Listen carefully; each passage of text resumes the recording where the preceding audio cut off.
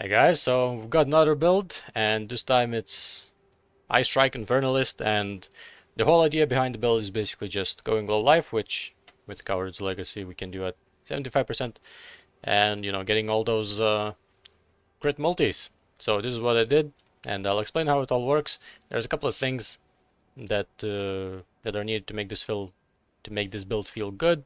Granted, it's still not, it still doesn't feel as good as I would like it to. Realistically, this is not as good as just playing a monk, right?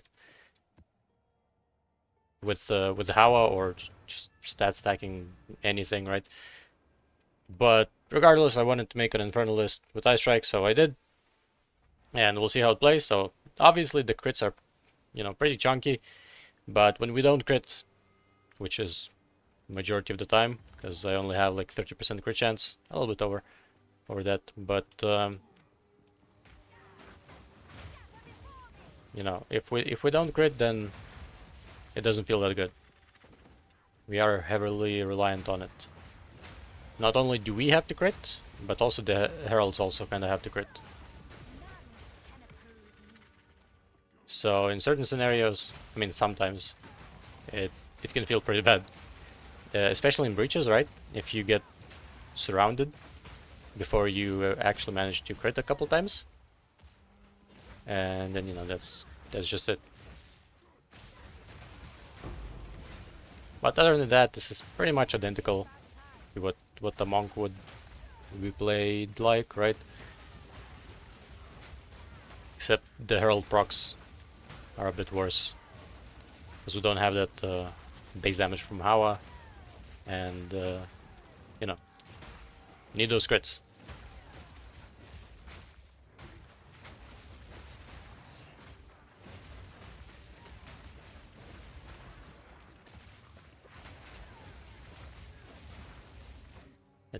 Let's try the breach, see if we can do it.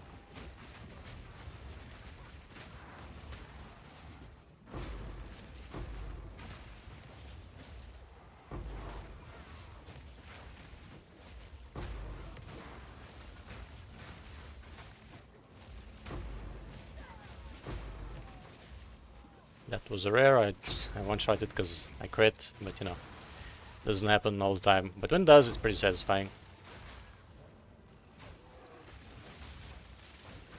See?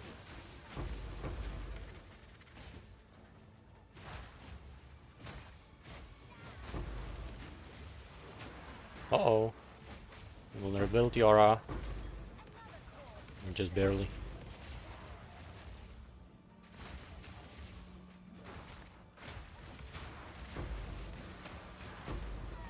Yeah, there we go. That probably was a Herald of Ice crit. Can we kill it? Ah, I didn't make it in time. I'll collect the stuff later. Let's go find the boss, see how the boss feels. The bosses are pretty good. I did kill Zesh 2 on this guy earlier as well, when the build was a little bit, weaker. Actually, I think I was like level 84 when I did it, so it's not that bad. But I did spend a little bit over 20 divines at this point, so it's not like it's performing that great, right?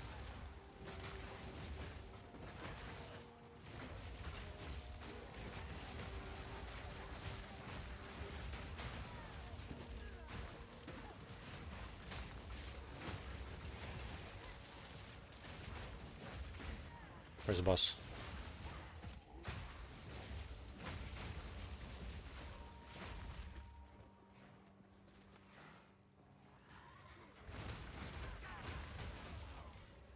Pretty juicy map though. Lots of mobs.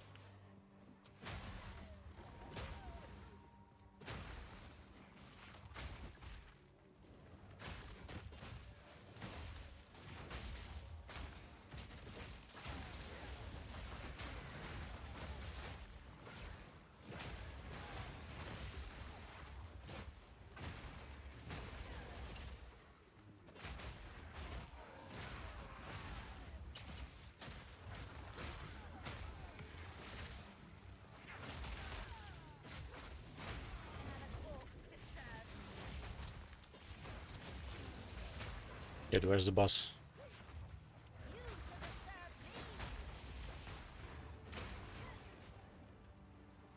Okay, it should be close, I think.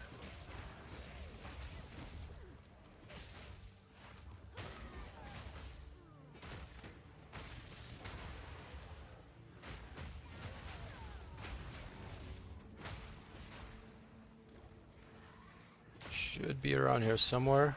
Ooh, 2 shrines. Oh, there we go. Finally. Obviously play the bell and then... Well, this is, you know, without the boss tree. But the 1 million damage pretty fast. It doesn't really rely on me freezing because I have penetration all the time. So, you know, just need those crits. So yeah, let's go over the bastard tree, then the items, and then the skills. So for this to work, well, I just need basically Coward's Legacy.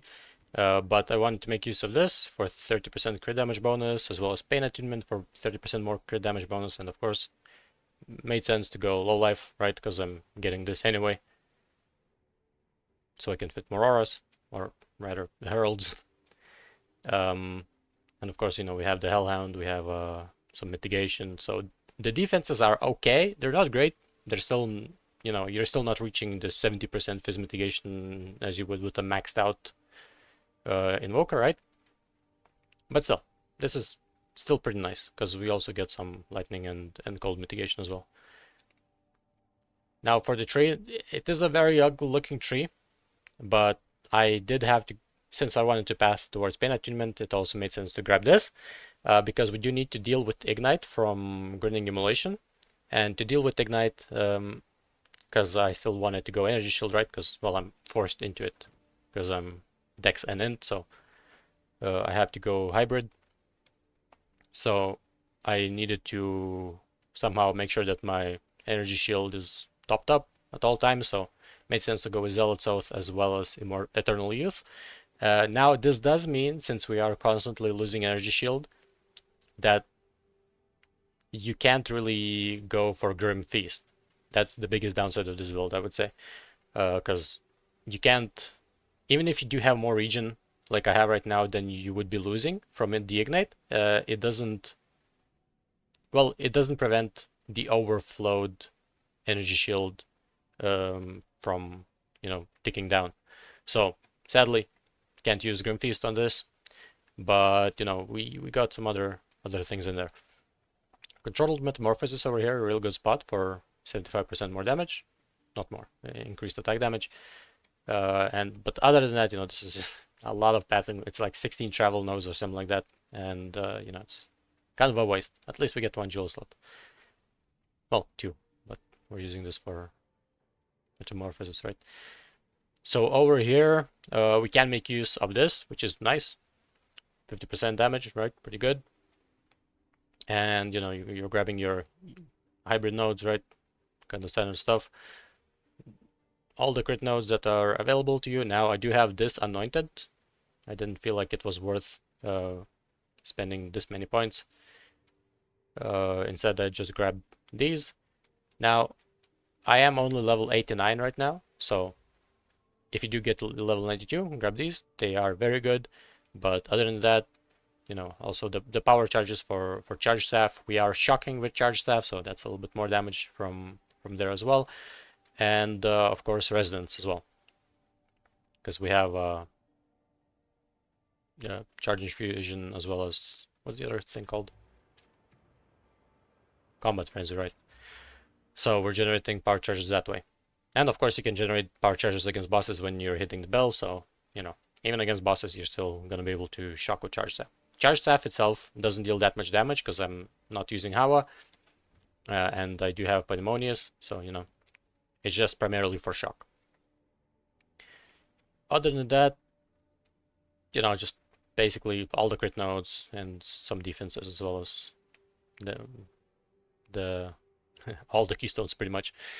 For the jewel, so I did get 1 rage in here, I am generating rage with the bell, but this just makes it so that while I'm mapping, I don't need to drop the bell. Especially in breach, you tend to stack up the rage over there, so it's nice.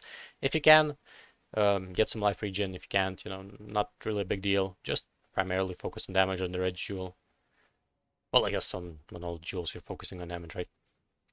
I have some crit in here, and I have man on kill over here. So man on kill, not really that big of a deal if you don't mind pressing the flask. Generally, flask is enough while mapping. Against bosses, most of the time the flask that you have should be fine. Mana is a little bit of an issue, but not that big of a deal. But yeah, this is the passive tree. Sadly, there's not really a better pathing, and there's like no good nodes over here. These nodes are pretty good, but not really something that I would go for. Just go for these three. These are a lot of damage. I think it's like 10% damage after you dealt a non-critical hit, which is pretty much always, since our crit isn't that high. So for the items, you do need a Coward's Legacy for this. Well, unless you don't want to use Pain Attunement, which I wouldn't blame you. It's a lot of travel nodes for, well, at this point it's like, I don't know, like 150 crit multi. I mean, it's good, right? But I don't know if it's worth that many nodes. You might be better off just dropping Pain Attunement in general. But I don't know, I wanted to use it, so we're here.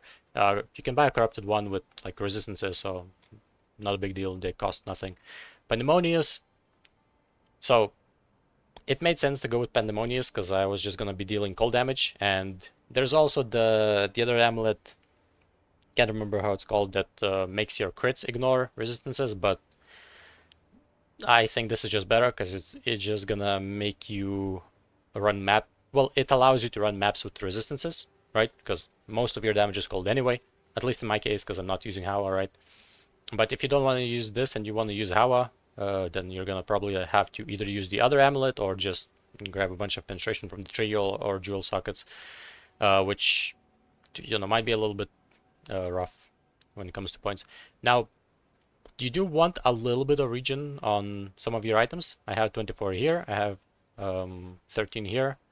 And I think that is it. Well, I have 1.4 over here, which is really good. Like, you do want a little bit of regen to combat the ignite that we have on ourselves constantly. And I do recommend getting reduced ignite duration on here.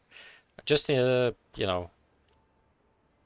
there's bosses, for example, and you have some downtime where you're not attacking, this will just make it so that you can regen your energy shield a little bit. Not too much. I mean, obviously, you're probably going to be bursting the flask, but it's still good.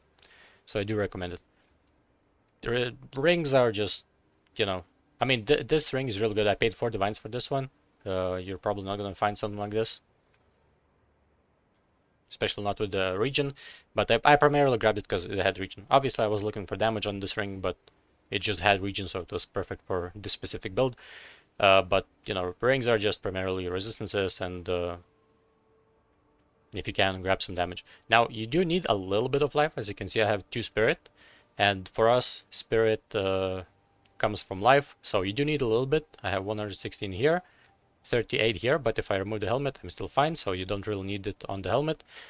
And then I also have 125 here and 129 here. So that's like 250, close to 300 life is what you need from items. Well, basically we want to be at like around 1,800 life, however you get there, right? Because I do have a couple of strength nodes, because I'm using a lot of strength gems for some reason, but it just is that way. And on boots, resistances. On gloves, if you can, get damage. If you can't, just resistances. I am overcapped on the resistances at this point, because I added Pandemonious much later. So, there's still some space. You can maybe get some attack speed on gloves if you want to min-max this, right? So there's still some things that you could improve. Staff, so crit damage bonus is extremely good for us. However, you still want the base damage, right? Like, for example, on this staff, since it doesn't have as much increased fizz, from the prefix. Increased Fizz runes are just a little bit better than crit damage, I think. I did check previously and it was just a tiny bit better. But if you have a staff that has high Fizz damage, but like no flat, then the crit damage runes are probably better. Obviously, you know, these staves are expensive, so this one was 4 divines, so you can probably get something similar for around that time, for around that amount. But do look for something with crit damage bonus, because we multiply it by a lot. And what else? Yeah, I think that's about it for the items. Now for the gems, so obviously we have the hellhound, right? In here, just whatever makes him tanky. I have meat shield, minion mastery, culling strike. Culling strike, obviously, no, it's not mandatory, but I just socketed it in. Elemental army as well.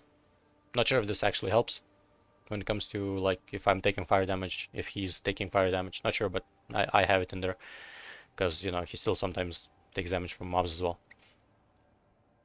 Maybe there's some other good minion sports, but I don't really play minions, so I'm not sure. I just suck it in, whatever. Eye Strike. Now I have Close Combat, Primal Armament, Martial Tempo, Crescendo, and Concentrated Effect. These are probably the best supports for Eye Strike. Close Combat you could potentially change to something else, but since I'm using the other damage gems elsewhere, I think this is just the only thing that's left.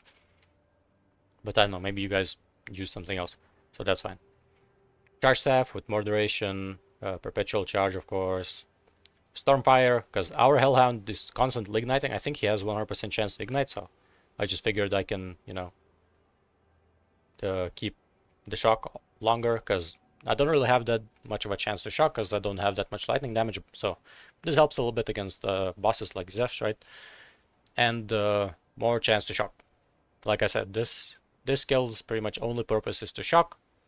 For me, it doesn't add that much damage. I mean, I still have 5 power charges, so it's like almost 50 damage, but you know, it's close to nothing, right?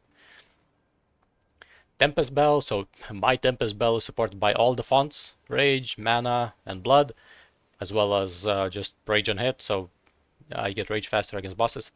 But you know, in maps I don't really use it, but you know, once you pop it, you're pretty buff. Combat Frenzy with Vitality. I do recommend Vitality. Earlier on I was using Herbalism, which is also really good, but since I don't have as much energy shield, if you manage to get a bit more energy shield, like 3 or maybe 3.5k, then Herbalism is probably better, assuming you're not losing energy shield from the ignite that you're constantly applying on yourself, right? But Herbalism is still pretty good. Perfusion as well, obviously. Now Herald of Ice, so if you played Monks, you probably had a similar setup. Lightning Infusion, right? So this can proc your Herald of Thunder. I have more area effect in here, magnified effect. I have ambush, because micro chance isn't that great, but you know, this helps with clear, so it's pretty good. Potentially you could even socket this into your Eye Strike, actually, if you just want to focus on mapping, right? And Innervate just gives us extra damage when we're mapping. Wind Dancer, of course. Just what else are you gonna get, right? I mean, you could technically get the Ghost Shroud, but it's not as good as Wind Dancer.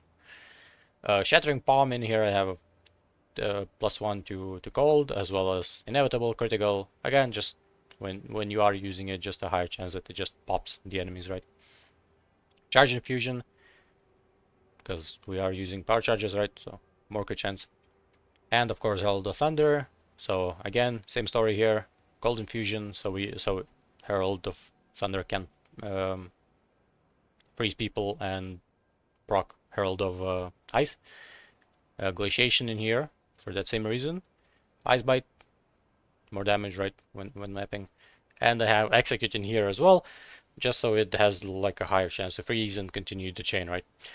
And there you have it. This is the build. Obviously, this is not min-maxed on level 8-9, but realistically, like I've said, it's not gonna come close to the Giga Juice, the HOWA setups with Ingenuity, right? So I don't know. If you wanna play this for some reason, you can. It's a little bit different. It's not that great. I do feel like the defenses are still a bit lacking, but you know, I had fun making it. I had fun playing it, and since this was my first character that was using a quarterstaff, I now understand why people like it so much, right? Because it just auto aims pretty much for you, unlike with mace skills, it's much less clunky, right?